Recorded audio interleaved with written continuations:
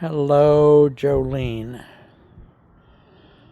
The fact that you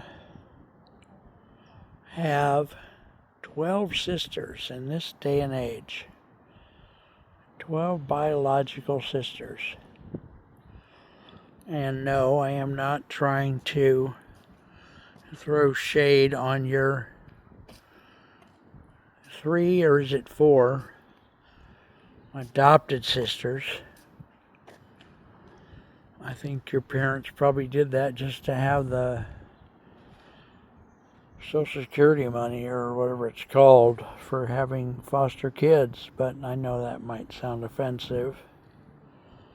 I was gonna voice this into an email, but then I realized I cannot take my walk and voice this into an email and hold another phone that would videotape it all at the same time.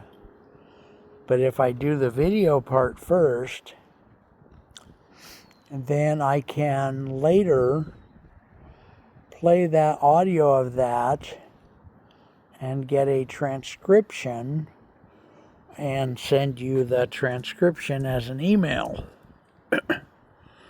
So I have 1,000, probably 2,000 or 3,000 things I want to tell you. I promise I will not be consistent. I promise if I tell you this is going to be a book, I will never finish the book.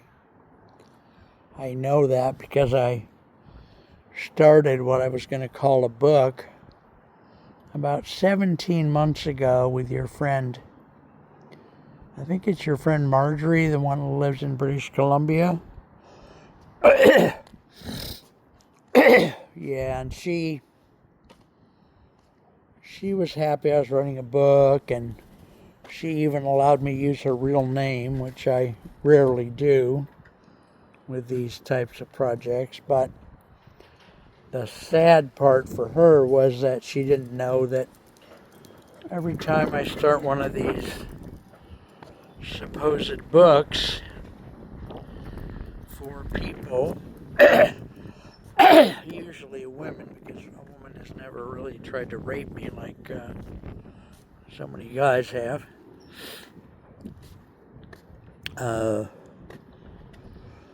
Whatever I was saying, I have dementia, so I promise I will sometimes completely lose track of not only cheese, but sour cream, and not only au gratin potatoes, but roast beef as eaten by a zebra. The point here is that I want to get to know a little bit about each of your 12 sisters, and maybe or maybe not something about your 5, 6, 7, or 8 foster sisters that your parents brought in to pay the bills. The rumor is they didn't feed you very well, but then I have 1,000 things to tell you about my own life, and I think, which one of your sisters was it? I think it was Nancy. Which one lives in Nova Scotia? Is that Nancy, the one that lives on the beach, or do you have another one that lives on the beach and one that lives inland in Nova Scotia? Anyway, one of them said it would be okay to write you about my own personal life a little bit, and I thought that was nice of them, so I'm going to do that. I don't know where to begin, and usually the only way I can remember anything to begin with is for me to have something in my immediate environment remind me, like somebody says a word, or the taxi driver who's taking me to the doctor mentions that he once watched the movie Taxi Driver. That reminds me that Jodie Foster was in the movie, which reminds me that I meant to order some Foster's ice cream, which reminds me that I meant to tell you about my diabetes. Something like that. So it's a convoluted circumnavigational idiocy. It's kind of a plethora of cornucopias, if you will. Here are some flowers that are dying. Sorry to say they're dying, but they are. I think they still look pretty, but nobody else does. Anyway, I was going to tell you a bunch of things about my life. First of all, my housemate and I have been having more and more fights, disagreements. I'm walking, that's why I can say that. To the point that I am starting to make decisions and do things, act out behaviors that could lead, if I needed them to, could possibly lead to me moving. I don't think it'll turn out that way. I think what's going to happen is, as she realizes more and more that I am positioning myself to move out, and I'm not saying that I'm saying to her that I'm moving out, that she will realize, hopefully, that she's got to wake up and smell the coffee and try to pretend to be a decent human being.